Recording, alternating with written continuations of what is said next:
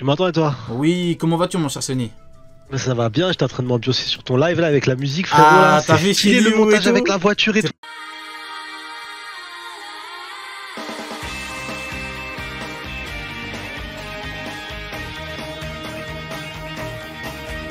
Mais ça va bien, j'étais en train de m'ambiancer sur ton live là avec la musique frérot Ah, là, t'as c'est vu stylé chez le Liu et montage tout. avec la voiture et C'est tout pas là. mal, hein. J'étais là en train de m'ambiancer, t'as parlé, t'as tout gâché frère, fallait laisser, c'était bien.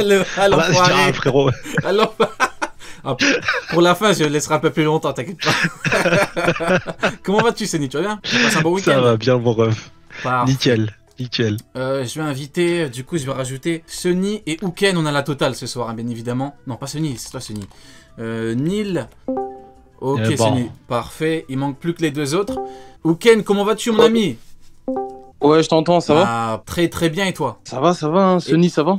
Salut Oken, ça va très très bien. Et toi, Sony, tu nous entends? Non, pas Sony, est-ce que je me trompe, bordel? Neil? Ouais frérot, je sais que tu me kiffes hein, mais je rigole. Ça dépend de ce que tu vas dire sur l'outil, ça dépend. Nil le Fulbérant, comment tu Neil, vas? comment vas-tu, Neil? Ouais, je la team, ça va ou quoi? Très très bien. Alors, Neil, avant toute chose, il faut que je te dise quelque chose. Par rapport à Jimbe, J'ai fait quoi encore? non, non, t'inquiète pas. Non, pour une fois, c'est pas un problème. Neil, mon cher frérot, je me range de ton côté par rapport au roi Jimbe parce que j'ai vu la lumière. Jimbe est un roi et Jimbe donne le combat de sa vie à Rob Lucci. Voilà, comme ça annonce un petit peu la couleur pour la soirée. Pour tous ceux qui voulaient mon avis là-dessus, Jimbe lui donne le combat de sa vie. Il en peut plus, Lucci à la fin il en peut plus. Bon, vous inquiétez pas, on va parler de tout ça en détail. Bon, bah, écoutez, tout le monde va bien. On va pouvoir parler du chapitre. Bah, écoutez, on va démarrer directement. Neil, Jimbe est un roi, donc je ne l'allumerai pas ce soir. Voilà, on fait une alliance pro Jimbe, anti-fraude. Ça te va, mon cher Neil? C'est bon. Parfait. C'est bon. Alors donc, la dernière fois qu'on s'était parlé, c'était la semaine dernière, il n'y avait pas eu de chapitre. Je crois qu'on avait une pause là. Parce qu'on avait eu à la fin notre cher ami Rob Lucci. Et bien évidemment, on avait dit que Rob Lucci, bon, c'était pas non plus un grand antagoniste pour notre cher Luffy, ce qui est un fait. Même si le mec a atteint le niveau d'un King, le niveau d'un Kizaru, d'un Oki, ce que vous voulez, Orionko, c'est pas un grand antagoniste pour Luffy. Et bon, c'est un petit peu ce qu'on avait vu parce que, je vous remets un petit peu dans le contexte, je vous avais dit que notre cher ami Flop Lucci, qu'on aime bien, on n'a rien contre lui, allait flexer, allait swaguer, et effectivement, notre cher ami Rob Lucci a beaucoup flexé, a beaucoup swagué. Il nous a carrément sorti une nouvelle forme, un truc magnifique, un truc très beau, mais encore une fois, une forme pour faire quoi? Pour swaguer, hein. Donc bon, je vais plus vous donner la parole à vous. Après moi je rebondirai parce que moi j'ai déjà fait une vidéo dessus qui dure plus de 20 minutes où j'ai analysé le combat, j'ai analysé l'évolution de Lucci et tout. Mais voilà, Lucci, comme prévu, il est venu pour faire la mala. C'est pas vraiment Lucci, c'est Gucci pour le coup.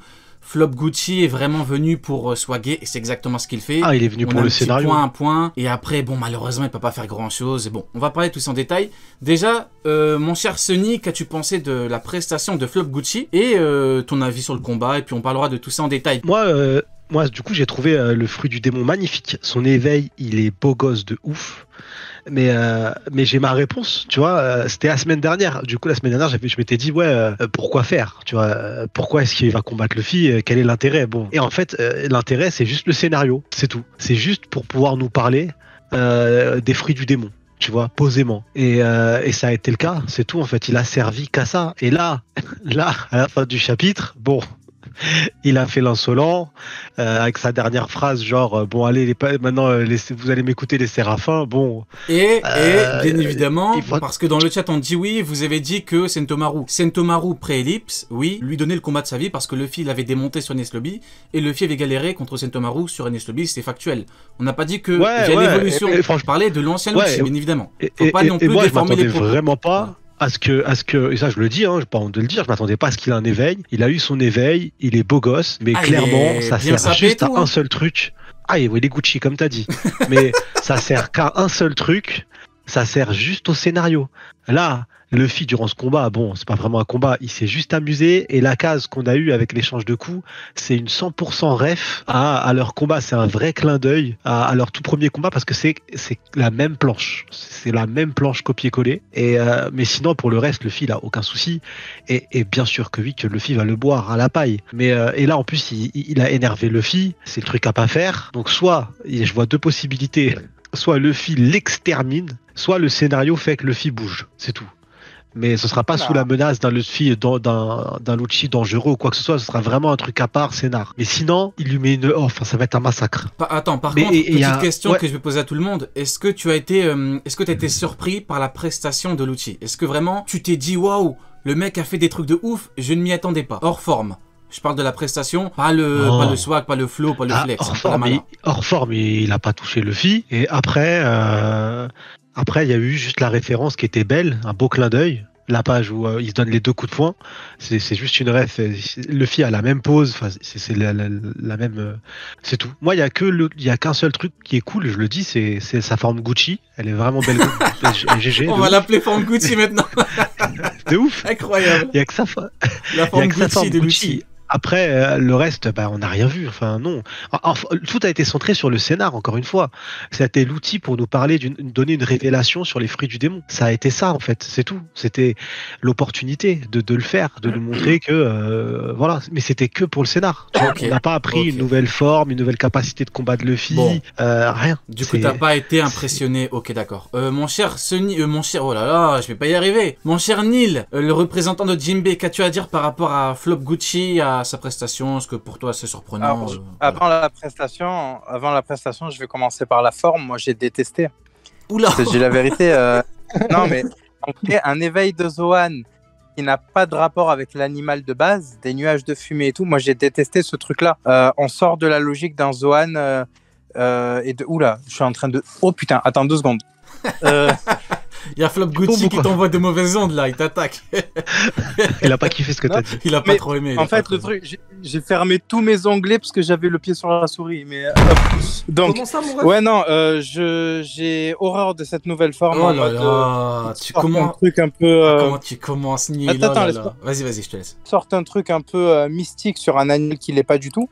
Et donc, du coup, ça lève un peu le charme des Zoan mythiques qui justement avait ces particularités-là.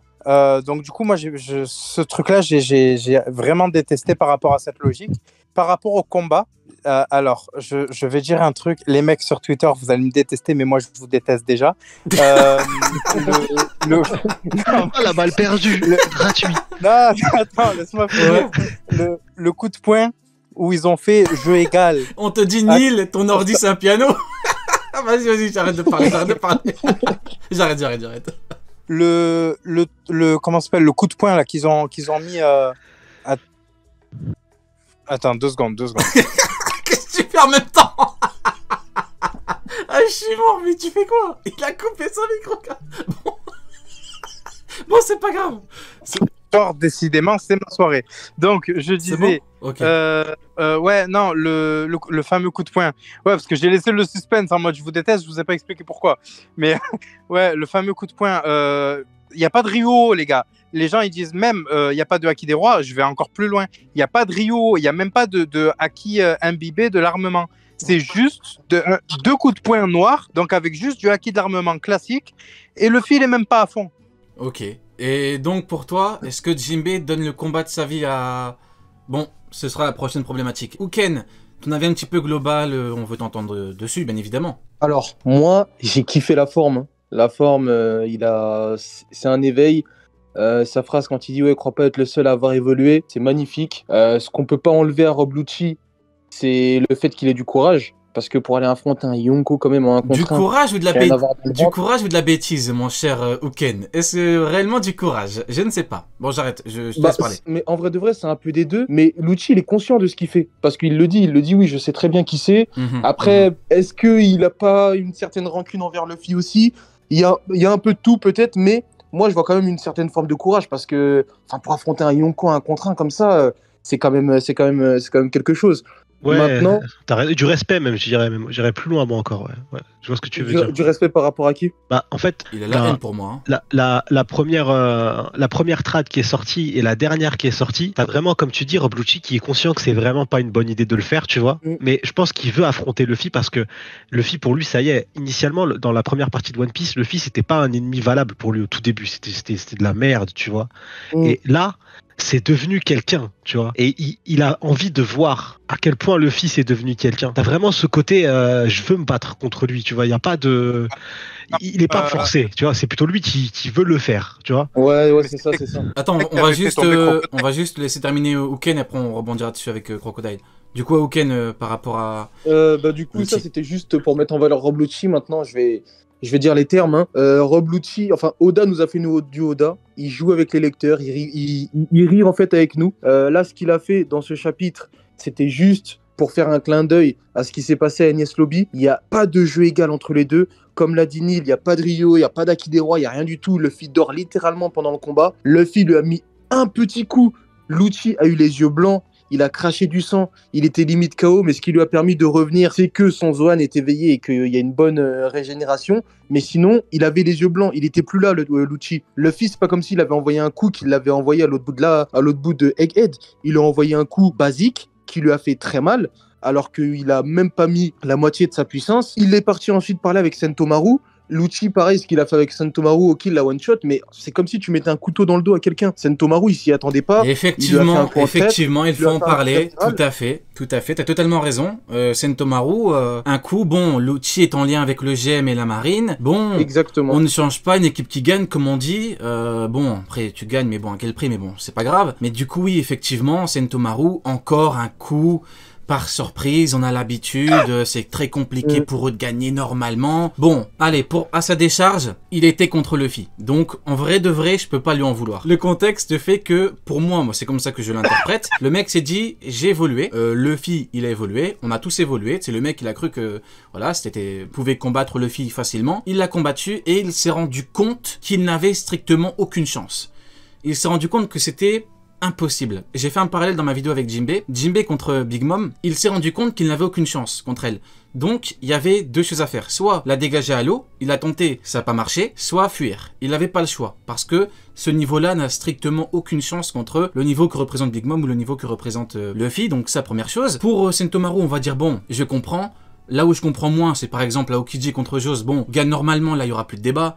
Bon, pour Lucci, en vrai, on s'en fout. Le niveau de Lucci par rapport à Sentomaru, il n'y a pas vraiment de débat. Par contre, il faut quand même revenir sur quelque chose de très intéressant, de très important. C'est les termes, c'est les mots qui sont utilisés par beaucoup. On nous dit, Lucci rivalise avec Luffy. Lucci combat d'égal à égal Luffy.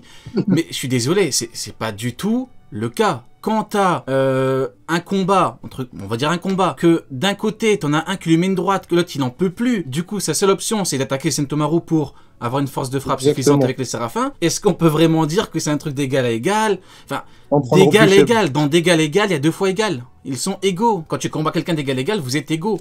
Mais là, il n'y a aucune égalité, là. C'est aberrant de dire qu'ils ont combattu d'égal à égal, là. J'ai pas d'autre chose à dire. C'est une dinguerie. Il va rien comprendre. Du coup, vas-y, Neil, tu voulais rebondir. J'ai dit, Luffy va l'envoyer dans sa litière, il va rien comprendre, frère. C'est fini. C'est fini, il n'y a plus de... Du coup, Sonny, par rapport au fait, quel est ton avis là-dessus? Par rapport au fait qu'on nous dise qu'on a eu un combat d'égal à égal ou qu'il aurait rivalisé. C'est une dinguerie. Hein. Rivaliser, pour moi, on nous dit que Barbe Blanche était le seul qui pouvait rivaliser Orgzebek avec Roger. Pour moi, c'est ça. C'est pas frérot, je ronfle. Ah, frérot, je ronfle. Ah, frérot, c'est... Ah, non, après, non, franchement, non. Après, je respecte les gens qui disent ça et je le pense sincèrement parce que nous, en fait, on est trop dans la simplicité. Ça, je le dis avec vraiment toute la bonne foi que j'ai. C'est que nous, quand on lit un chapitre, on le regarde avec nos yeux. Et eux, ils essayent un peu de changer et ils regardent le chapitre avec leur huc. Et donc, forcément, sur le coup, tu te dis, c'est très technique, frérot. C'est archi technique, mon ref. Et si jamais t'as une fesse... Si jamais t'as une fesse un peu plus contractée que l'autre, tu vois mal, tu vois. Non, j'ai pas de raison valable. Il y a des êtres humains qui pensent vraiment que Barbe Blanche, il aurait pu perdre contre un seul amiral. Enfin, à partir de ce moment-là, frérot, leur avis, il est biaisé. Tu vois ce que je veux dire?